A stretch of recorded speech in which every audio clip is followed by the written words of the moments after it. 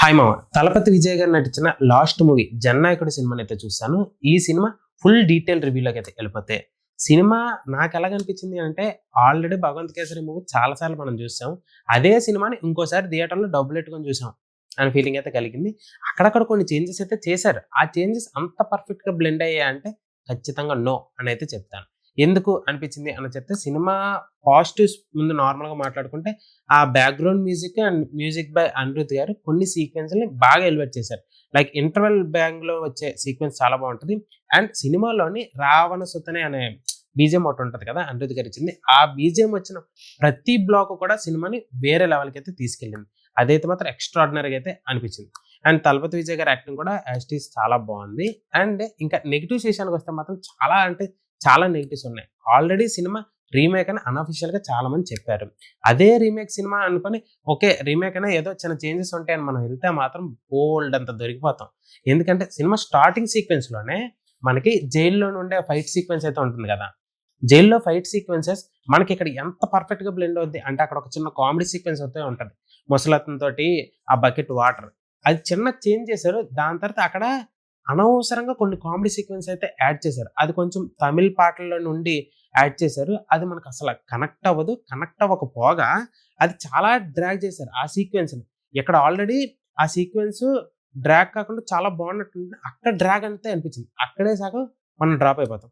And ఇందులోని తలపతి విజయ్ గారి flash back sequences అయితే ఉంటాయి. మనకిక్కడ ఫ్లాష్ బ్యాక్ సీక్వెన్సెస్‌లో పోలీస్ గెటప్‌లో ఉండి ఒక మంచి ఎలివేషన్ యాటిట్యూడ్ క్యారెక్టర్‌ని చాలా బాగా డిజైన్ చేశారు కదా! అక్కడ పూర్తి డిఫరెన్స్ అక్కడ మొత్తం కూడా ఎమోషనల్ బ్లాక్ పెట్టారు. ఆ ఎమోషనల్ బ్లాక్ కూడా మనకు పర్ఫెక్ట్‌గా కనెక్ట్ అయ్యి ఉంటే బావున్ను. ఆ ఎమోషనల్ బ్లాక్ కూడా చాలా శాతం తలపతి విజయ్ గారి సినిమాల్లో చూసిన సీక్వెన్స్‌లే మళ్ళీ చూసామన్న ఫీలింగ్ అయితే కలుగుతది. ఆ ఎమోషనల్ బ్లాక్. అండ్ అక్కడ చెప్పాలంటే మీకు ప్రకాష్ రాజ్ గారి క్యారెక్టర్ అయితే త్రూ ఔట్ సినిమాలో ఉన్నా కూడా ఆ ప్రకాష్ రాజ్ గారి క్యారెక్టర్ డబ్బింగ్ ఇష్యూ వల్ల అంత నేచురల్‌గా అయితే అనిపించదు. ఆయన క్యారెక్టర్ కూడా అన్‌ఈవెన్‌గా ఉంటదనమాట. ఒక సీక్వెన్స్‌లో చాలా టాప్ మోస్ట్ క్యారెక్టర్ ఓకే.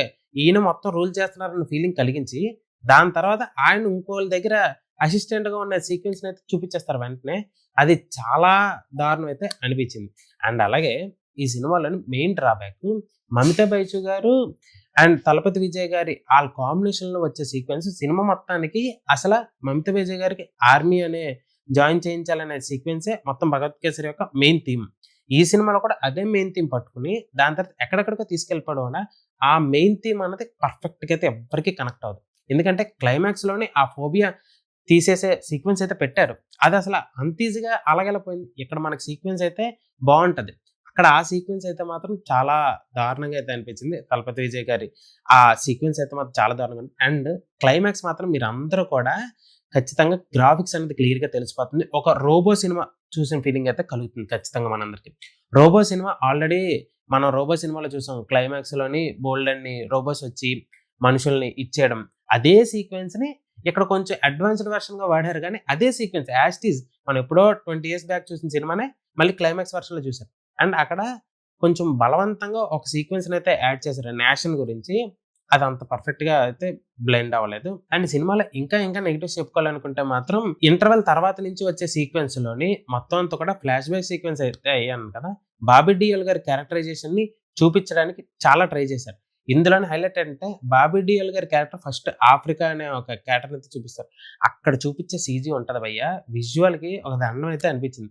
ఎందుకంటే చాలా శాతం ఏఏ వీడియోస్‌లే పెట్టారు.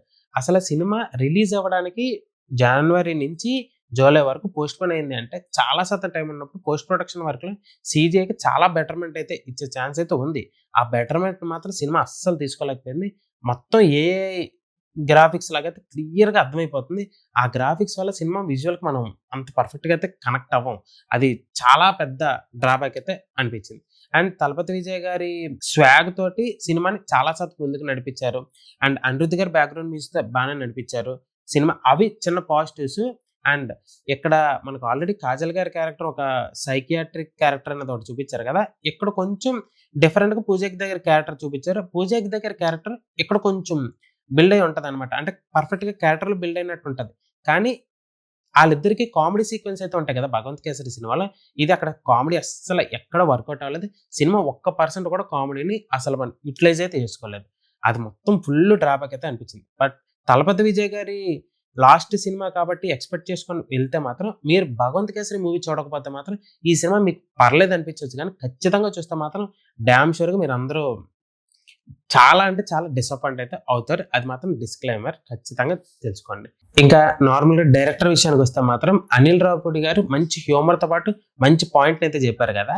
ఇక్కడైతే మాత్రం డైరెక్టరు తీసుకున్న డెసిషన్ అయితే మాత్రం మొత్తం టోటల్‌గా పాలిటిక్స్‌ని అంటే 'తలపతి విజయ్' గారు పాలిటిక్స్‌కెళ్తున్నారు కాబట్టి, ఆ పాలిటిక్స్ సీక్వెన్స్‌ని ఖచ్చితంగా రుద్దాలి అని చెప్పి సెకండ్ హాఫ్ మొత్తాన్ని బిల్డ్ చేశారు. ఆ సీక్వెన్స్ అయితే మాత్రం ఓకే. తమిళనాడులో 'తలపతి విజయ్' గారు సీఎం కాబట్టి ఆ సీక్వెన్స్ వాళ్ళకి బాగా నచ్చొచ్చేమో కానీ, ఎక్కడ మనకంత పర్ఫెక్ట్‌గా అయితే బాగైతే అనిపించదు.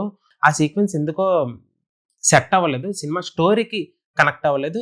ఈ స్టోరీ కనెక్ట్ అవ్వకపోగా, ఈ స్టోరీ ఈ మెయిన్ స్టోరీ పాయింట్ ఏదైతే ఉందో, ఆ స్టోరీ పాయింట్ డీవియేట్ చేసే పాయింట్ కింద ఎక్కువగా అయితే ఎళ్ళింది. సో, అది డైరెక్షన్ ఫాల్ట్ అయితే చాలా ఎక్కువైతే ఉంది. బట్ మీలో ఇంకా ఎవరైనా ఈ సినిమా చూస్తే ఇంతకీ మీకెలాగా అనిపించింది ఆ సినిమా? కిందన కామెంట్ సెక్షన్‌లో తెలియజేయండి. మరిన్ని మోర్ ఫిల్మీ అప్డేట్స్ కోసం సబ్స్క్రైబ్ టు షుగర్ ఛానల్.